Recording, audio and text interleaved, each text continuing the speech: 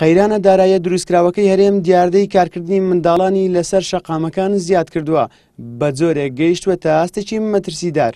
وەزیری کار و کاروباری کۆمەڵایەتی حکوومەتی هەرێمیش ڕایدەگەنێت چەندین پرۆژەیان ئامادە کردووە بۆ ئەوەی دیاردەی کارکردنی منداڵان لە شەقامەکان کەم بکەنەوە. ئەو منداڵانەی لەسەر شەقام کار دەکەن بۆ چەند هۆکارێک دەگەڕێتەوە، لەوانە هۆکارێکی بریتیە لەوەی کە هەر خێزانەکە خۆی پێی وایە منداڵەکەی خۆی لە منداڵی یا فێری کار بکە، بەشێکشیان لەوانەیە حاجە و پێویستی ئەوان بێ، لەوانەیە خێزانەکانیان نەدار بن و بەشێکشیان وەکو کولتور وەریان گرتووە. بەڵێنشمان لە ڕێکخراوی کاری نێودەوڵەتی وەرگرتووە کە پرۆژەیەکی هەبێ بۆ پاراستنی منداڵ لە کارکردن و کە نابێت منداڵان کار بکەن.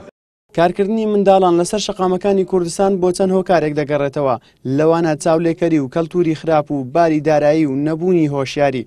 چالاکوانێکی بواری منداڵانیش ڕایدەگەنێت ئەگەر حکوومەت یاریان بەزووترین کات کار بۆ بنبڕکردنی ئەو دیاردەیە نەکات، ئەوە لە داهاتوودا ئەو منداڵانە تاکێکی ناتەندروستیانێ دەردەچێت.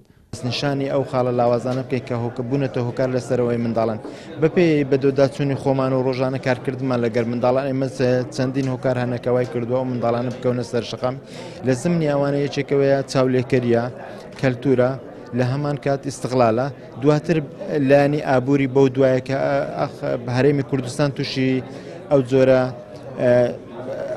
قەیرانە بووە وای کردووە کە بەشێکی لەو منداڵانە بچن، بەڵام بە گوێرەی ئەوەی ئێمە بەدەدەچوونمان کردووە دراسەمان کردووە هەموو ئەو مناڵانەی کە لەسەر شەقامن تەنها بەهۆی ئەوەی چاولێکەریە و ئیستیقلال کراوە لایەن گەورەکانە، بۆیە دەبێ بە هەمومان هەوڵ بدەین چۆن بتوانین ئەو مناڵانە بگەڕێن و نێوخێزانەکان ئەو دیاردانە بنبڕ بکەین.